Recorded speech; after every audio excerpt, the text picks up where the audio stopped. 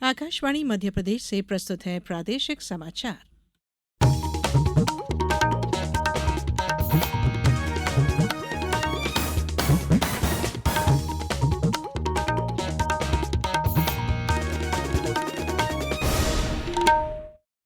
नमस्कार, समाचारों के साथ मैं धारणा सचदेव।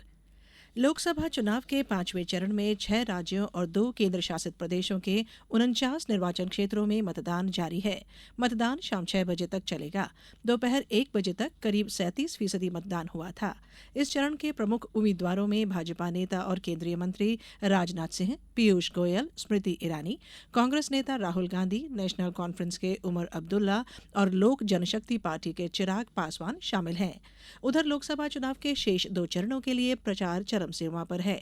विभिन्न राजनीतिक दलों के शीर्ष नेता रैलियां और रोड शो कर रहे हैं। छठे चरण में शनिवार को और 7वें और अंतिम चरण में 1 जून को मतदान होगा। मतगणना 4 जून को होगी। सुप्रीम कोर्ट ने आईपीसी, सीआरपीसी और एविडेंस एक्ट की जगह लेने वाले 3 नए आपराधिक कानूनों के खिलाफ दायर एक जनहित याचिका पर सुनवाई करने से सोमवार को इनकार कर दिया। जस्टिस बेला एम त्रिवेदी की अध्यक्षता वाली वेकेशन बेंच ने याचिकाकर्ता से कहा कि यह याचिका ठीक नहीं है, इसे खारिज किया जा सकता है। याचिकाकर्ता विशाल तिवारी ने कहा कि ऐसे में उन्हें याचिका वापस लेने की इजाजत दी जाए।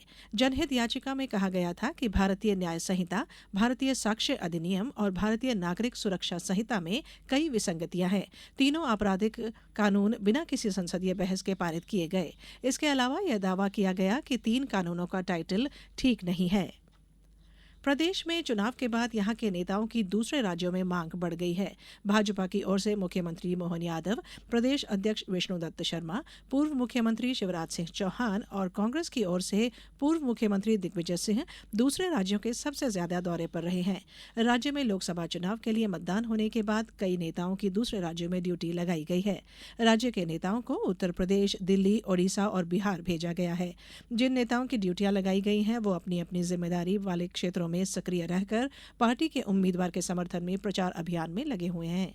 दोनों ही दलों भाजपा और कांग्रेस की ओर से राज्य के नेता दूसरे राज्यों में डेरा डाले हुए हैं। उद्यमी और पायलट गोपी तोटाकुरा अंतरिक्ष में जाने वाले पहले भारतीय पर्यटक बन गए हैं। उन्हें अमेजॉन के संस्थापक जेफ बेजोस ने ब्लू ओरिजिन के NS-25 मिशन के लिए 6 सदस्यों के चालक दल में चुना गया था। वे 1984 में सेना के विंग कमांडर राकेश शर्मा के बाद अंतरिक्ष में जाने वाले दूसरे भारतीय चालक बन गए हैं। ब्लू ओरिजिन की 7वीं मानव उड़ान NS-25 आज सुबह पश्चिमी टेक्सास में लॉन्च साइट 1 से लॉन्च की गई। बात मौसम की। प्रदेश में भीषण गर्मी का दौर जारी है। राजधानी भोपाल सहित प्रदेश के कई शहरों में रिकॉर्ड तोड़ गर्मी पड़ रही है। हालांकि साइक्लोनिक सर्कुलेशन और टर्फ लाइन गुजरने की वजह से प्रदेश में कुछ हिस्सों में तेज बारिश भी हो रही है। रविवार को दतिया में तापमान रिकॉर्ड 47.5 डिग्री दर्ज किया गया, जबकि शाजापुर, छिंदवाड़ा में तेज आंधी के साथ बारिश हुई। मौसम विभाग ने अगले 4 दिनों तक प्रदेश के आधे हिस्से में भीषण गर्मी पड़ने के अलर्ट जारी किया है। आज छिंदवाड़ा, सिवनी, बालाघाट और पांडुर्णा में आंधी बारिश भी हो सकती है। मौसम विभाग ने लू का अलर्ट भी जारी किया है। अब बात खेल की। फ्रेंच ओपन टेनिस टूर्नामेंट आज पेरिस में शुरू होगा। साल के दूसरे ग्रैंड स्लैम में भारत के सुमित नागल ने पुरुष सिंगल्स के मुख्य ड्रॉ में जगह पक्की कर ली है। 2019 में प्रजनेश गुणेश्वरन के बाद फ्रेंच ओपन के सिंगल्स मुख्य ड्रॉ के लिए क्वालिफाई करने वाले वे पहले भारतीय पुरुष खिलाड़ी हैं। अब कुछ समाचार संक्षेप में। बैतूल में ताप्ती बैराज में लगी मोटर के खराब होने और उसके बाद वाल्व में आई खराबी की वजह से जल संकट थमने का नाम नहीं ले रहा है।